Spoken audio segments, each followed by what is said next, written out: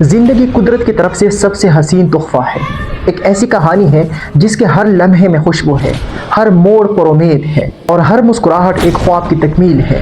لیکن کبھی کبھار یہ مسکراہٹیں دھندلا جاتی ہے، خواب چکنچور ہو جاتے ہیں اور زندگی اپنی ہی بوجھ تلے دبنے لگتی ہے۔ کیا آپ نے کبھی سوچا ہے کہ وہ کون سا لمحہ ہوتا ہے جس میں جب کوئی شخص جس کے پاس ہزاروں بہانے ہیں جینے کے لیے موت کو گلے لگا لیتا ہے؟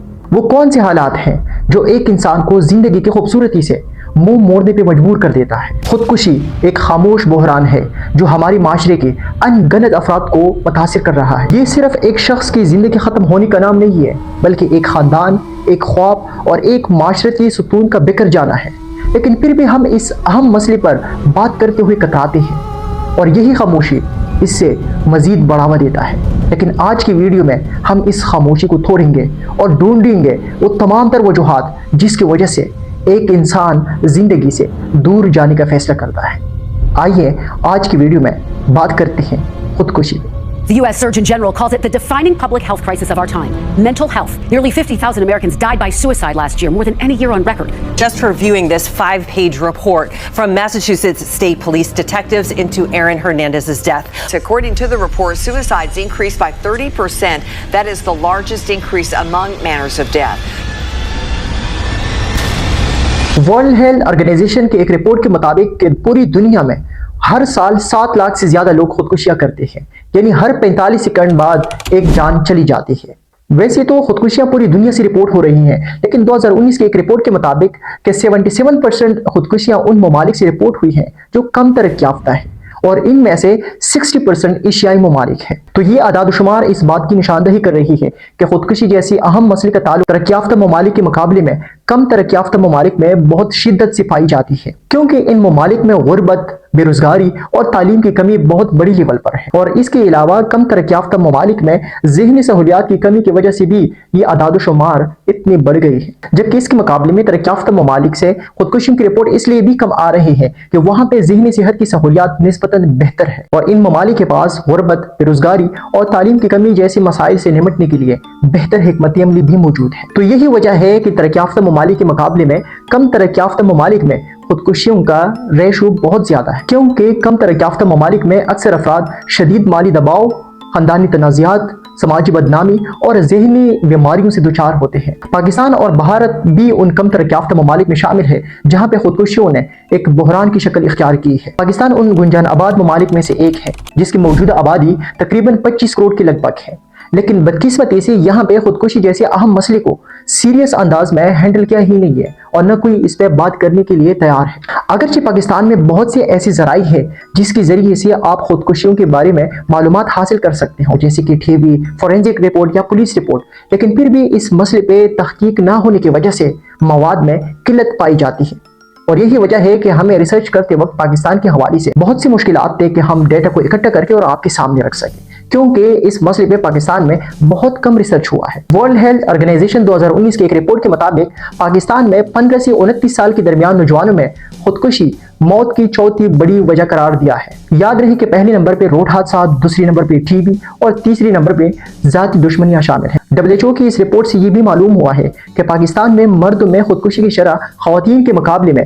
2 گنا زیادہ ہے، لیکن دلچسپ بات یہ ہے کہ باقی کم ترقی یافتہ ممالک میں مردوں کے مقابلے میں خواتین کے خودکشیوں کے کیسز زیادہ رپورٹ ہوئی ہے، جبکہ ترقی یافتہ ممالک میں یہ ریشو اپوزٹ ہے۔ پاکستان کا ہمسایہ ملک بھارت کو خودکشیوں کا دیس بھی کہا جاتا ہے، اور یہی وجہ ہے کہ بھارت خودکشیوں میں پہلی نمبر پر ہے، جس میں زیادہ تر اسٹوڈنٹ شامل ہیں۔ بھارت کی نیشنل کرائم ریکارڈ بیورو یعنی NCRB کے ایک رپورٹ کے مطابق کہ بھارت میں خودکشیوں کی شرح آبادی میں اضافے کی شرح سے بہت زیادہ ہے۔ رپورٹ میں یہ بھی بتایا گیا ہے کہ بھارت میں مجموعی طور پر خودکشیوں میں 2% اضافہ ہوا ہے، لیکن اسٹوڈنٹس کے درمیان خودکشیوں میں 4% اضافہ ہوا ہے، جبکہ یہ رپورٹ ابھی انڈر رپورٹنگ ہے، یعنی مطلب یہ رپورٹ ابھی کمپلیٹ بھی نہیں ہوا ہے کہ اسٹوڈنٹ میں 4% خودکشیوں میں اضافہ ہوا ہے۔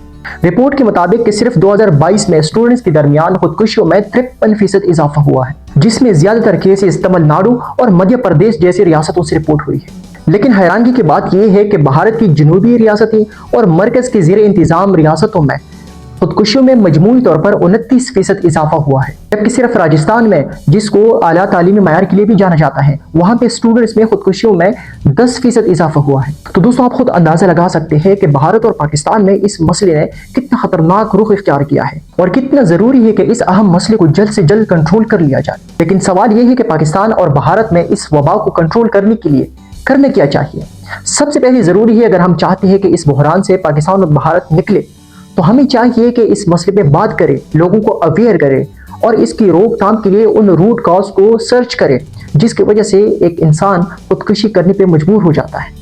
वैसे तो खुदकुशी के पीछे बहुत सी वजूहात हो सकते हैं, जैसे कि गुर्बत, बेरोजगारी या जहनी बीमारी, लेकिन इन तमाम तर वजूहात में जो सबसे पहले पर है वो है माशरती दबाव। दोस्तों ये वो दबाव होता है जिसमें एक इंसान माशरे के बाकी लोगों से खुद को अलग समझने लगता है और माशरे के लोगों की तरफ से ताने और उनके दबाव को बर्दाश्त नहीं करते। पाकिस्तान में खुदकुशी का पहला रिपोर्ट इस साल 1 जनवरी 2025 को पेशावर से रिपोर्ट हुआ है, जिसमें एक स्टूडेंट ने खुदकुशी से पहले अपने वालिद के नाम पे एक खत छोड़ा था, जिसमें उन्होंने लिखा था कि मुझे समझ नहीं आ रहा कि मैं खुदकुशी क्यों कर रहा हूँ। मेरी खुदकुशी के पीछे कोई इश्क या मोहब्बत की वजह नहीं है, लेकिन मेरा दिल इस दुनिया से भर गया है। मैं इस माशरे में रहना पसंद नहीं करता। दोस्तों अगर इस खत को अगर आप देखें तो इसमें अगर स्टूडेंट ने वाज़ेह तौर पर अपनी खुदकुशी के पीछे कोई रीजन नहीं बताई है, लेकिन फिर भी माशरती दबाव का जिक्र करके उन्होंने वाज़ेह किया कि उनके खुदकुशी के पीछे भी माशरती दबाव है। मैंने पहले जिक्र किया कि ये एक ऐसा दबाव होता है जिसमें इंसान माशरे के बाकी लोगों से खुद को अलग महसूस करता है और ये एहसास फिर आपका दिल दुनिया से भर देता है, जिसकी वजह से फिर आप इस माशरे में रहना पसंद नहीं करते और बिलाखिर आपको जिंदगी छोड़ने पे मजबूर कर देता है। आपने अक्सर देखा होगा कि इम्तिहानात के बाद हम बच्चों से एक ही सवाल करते हैं कि बेटा आपने कितनी मार्क्स लिए, कौन सी पोजीशन हासिल किया, कितनी परसेंटेज हासिल की आपने। ये वो सवालात होते हैं जिसकी वजह से बच्चा माशरती दबाव में आ जाता है और यहाँ से वो माशरे के बाकी बच्चों से खुद को अलग महसूस करने लगता है और उनके जहन में अजीब व गरीब ख्यालात आने लगता है, जिसकी वजह से या तो फिर वो बच्चा नफ्सियाती मरीज बन जाता है या फिर वो खुदकुशी करके अपने माशरती दबाव से खुद को आज़ाद कर देता है। हमें चाहिए कि ऐसे फजूल सवालात पूछने के बजाय हम अपने बच्चों को गले लगाएं, फेल होने के बावजूद भी उनको दिलासा दें, उनका साथ दें और उनसे सवालात करें कि आपका मुश्किल सब्जेक्ट कौन सा है, आप किस सब्जेक्ट में कमजोर हो, आपको क्या चाहिए, क्या करना चाहते हो और क्या बनना चाहते हो। ये वो सवालात है जिसकी वजह से न सिर्फ हम अपने बच्चे की हौसला अफजाई कर सकते हैं बल्कि अपने बच्चे की कीमती जान भी बचा सकते हैं। आखिर में एक बात उन लोगों के लिए जो खुदकुशी के बारे में सोच रहे हैं, ये एक तल्ख हकीकत है कि जिंदगी कभी भी आसान नहीं होती, लेकिन ये भी याद रखें कि हर अंधेरा खत्म हो जाता है, हर मसले का हल मौजूद है। हमें मिलकर एक ऐसी माशरे की बुनियाद रखनी चाहिए जहां पे लोग खुदकुशी के बजाय उम्मीद और मदद की तरफ रुजू करें। ये हमारा फर्ज है कि हम उन जानों को बचाएं जो अभी अपनी कहानियां मुकम्मल करना चाहती है।